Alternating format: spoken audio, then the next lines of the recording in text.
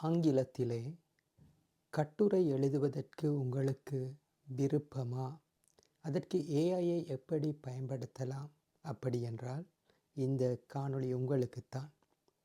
நேற்றைய தினம் அமெரிக்க ட்ரம்ப் நிர்வாகம் வெனிசுலா மீது தாக்குதல் நடத்தி அந்த நாட்டின் ஜனாதிபதியை சிறைப்பிடித்தமை உலகை உலுக்கிக் கொண்டிருக்கின்ற நிலையிலே இது தொடர்பாக ஆங்கிலத்திலே ஒரு கட்டுரையை எழுதியிருந்தேன்.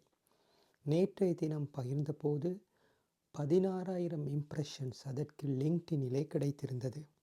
இன்று அந்த எண்ணிக்கை 48,000 மாறியிருக்கின்றது.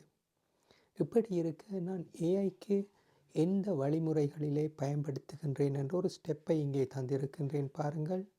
பின்னர் அந்த ஸ்டெப்பிலே குறிப்பாக இப்படி உங்களுடைய தகவல்களை வைத்து கொண்டு அதனை ஒரு கட்டுரையாக மாற்றுவதற்கு என்ன ப்ராம்ப்டை தந்திருக்கின்றேன் என்பதையும் இங்கே பாருங்கள். இந்த ப்ராம்ப்ட் உங்களுக்கு தேவை என்றால் ப்ராம்ப்ட் என்று கமெண்ட் பண்ணுங்கள்.